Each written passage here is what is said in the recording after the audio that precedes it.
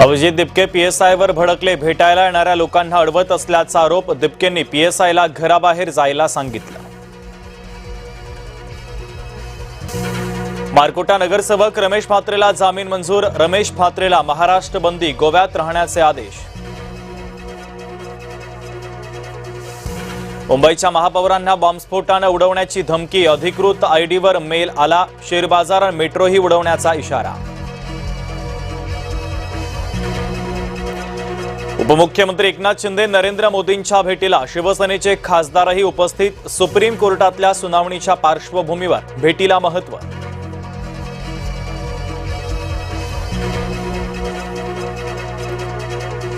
मोदींसोबत शिवसेनेच्या फुटीर खासदारांचा ब्रेकफास्ट. तर सत्तेचा उपयोग कामासाठी करण्याचा सल्ला. ओमराजेंकडून योगाभ्यासाबद्दलची घेतली माहिती.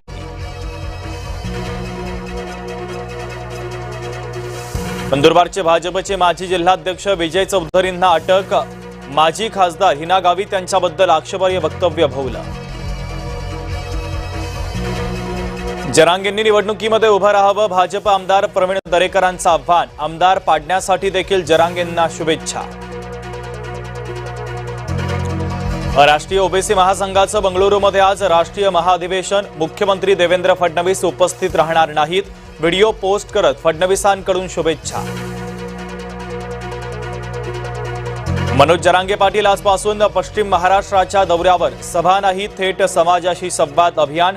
धाराशिव, सोलापूरसह सांगली, सातारा, कोल्हापूरचा दौरा. राज्यात 30,000 शिक्षकांची भरती. पसंतीक्रम देण्यास 11 ऑगस्टपर्यंत मुदतवाढ. शालेय शिक्षण आयुक्तांचे आदेश. मुंबई पुणे कनेक्टिंग लिंकच्या बोगद्यात भीषण अपघात. एकाचा मृत्यू तर 3 जण बचावले. कारच्या धडकेनंतर टेम्पो उलटला. भंडाऱ्यातील अत्याचार प्रकरणातील आरोपी सराईत गुन्हेगार. 2 वर्षापूर्वी देखील 14 महिन्यांची शिक्षा. भंडाऱ्यात 4 वर्षीय मुलीवर अत्याचाराचा प्रयत्न. आरोपीने स्वतःला जखमी केलं. लोक संतप्त. उजनी धरण 99.67% भरलं. भीमा खोऱ्यातील पावसानं पाणीसाठ्यामध्ये झपाट्यानं वाढ. भीमेत 31,600 क्युसेकनं पाण्याचा विसर्ग. जायकवाडीतून विसर्ग घटवला. 18 पैकी 10 दरवाजे बंद. पाणलोट क्षेत्रात पावसाचा जोर ओसरला.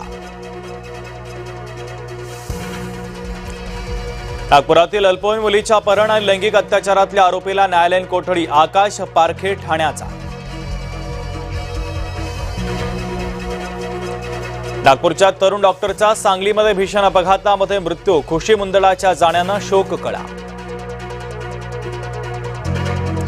बीडमध्ये शाळेच्या प्रांगणामध्ये खेळताना एका विद्यार्थिनीचा संशयास्पद मृत्यू. शृंगारवाडीमधील बाल नंदनवन वसतिगृहातील धक्कादायक घटना. भंडाऱ्यामध्ये पत्नीच्या डोळ्यात देखत पतीवर वाघाचा हल्ला. तुमसर तालुक्यातील दावेझरी येथील घटना. वाघानं गुराख्याला खेचून डोंगरावर नेलं. छत्रपती संभाजीनगरातील इमाम नगरसेवक मतीन पटेलला अटक. नाशिकमधील टीसीएस धर्मांतर प्रकरणातील आरोपी निदा खानला मदत केल्याचा आरोप. नवी मुंबई महानगरपालिका रुग्णालयातला धक्कादायक प्रकार. 10 रुग्णवाहिका असूनही रुग्णांना मिळेनात. चालकच उपस्थित नसल्यानं रुग्णांचे हाल. नाशिकमधील बागलान झरणेपाडा पुलाचा भराव खचला. गुजरात महाराष्ट्र सीमेवरील वाहतूक धोक्यात.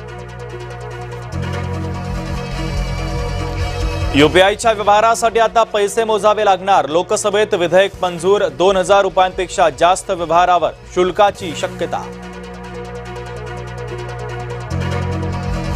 सूर्याच्या आतापर्यंतची सर्वात जवळून छायाचित्र काढण्यात शास्त्रज्ञांना यश.